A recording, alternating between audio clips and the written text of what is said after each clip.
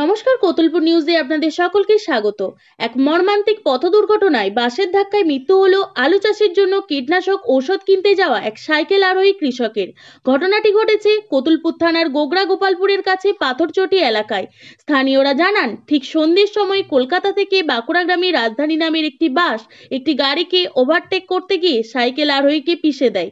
তৎক্ষণাৎ স্থানীয়দের এবং কতুলপুর থানার পুলিশের সহযোগিতায় ওই ব্যক্তিকে কতুলপুর গ্রামীণ হাসপাতালে নিয়ে আসা হলে চিকিৎসাধীন ডাক্তার মৃত বলে ঘোষণা করেন। কতুলপুর থানার পুলিশ বাসটিকে আটক করেছেন।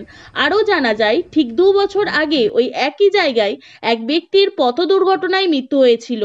আমরা মৃতর ভাইপোর সাথে কথা বলে আরো বিস্তারিতভাবে জেনে নেব। আমি ওনার ভাইপো। উনি সন্ধ্যের দিকে আলুর ওষুধের জন্য বাইরে এসেছিলেন, জিনিসপত্র কিনেছেন, দিয়ে বাড়ি ফিরছিলেন।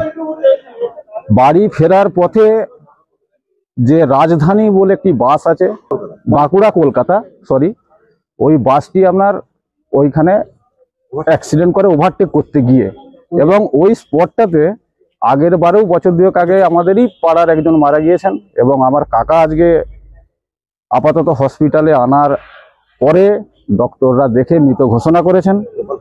এবং গোপালপুর টু পাথরচটি যে বাস মানে স্টপেজ নেই, ওইটা আপনার হচ্ছে ক্রস কানেকশন একটা রাস্তা আছে পাথরচটিতে, ওই রাস্তাতে অ্যাক্সিডেন্ট হয়, উনি আহত হন।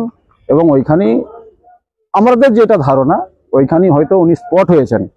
আমরা আরও বিষয়টি ভালোভাবে বুঝতে পারলাম, যেটা হচ্ছে আপনার হসপিটালে এনে ডক্টররা যখন দেখলেন, ওনারা মৃত বলে ঘোষণা করেছেন। তবে আমরা চাইছি কি, যে যেন ওই রাস্তাটা সিভিক দেওয়ার জন্য, ওই যে ক্রস কানেকশন আছে না, যদি প্রশাসন হস্তক্ষেপ করে আরো মানুষের জীবন বাঁচবে। এবং ওভারটেক যেভাবে করছে বাসটি বা বাসগুলো, এইগুলো কিন্তু আরো মানুষের প্রাণহানির আশঙ্কা আছে ওই স্পটটাতে।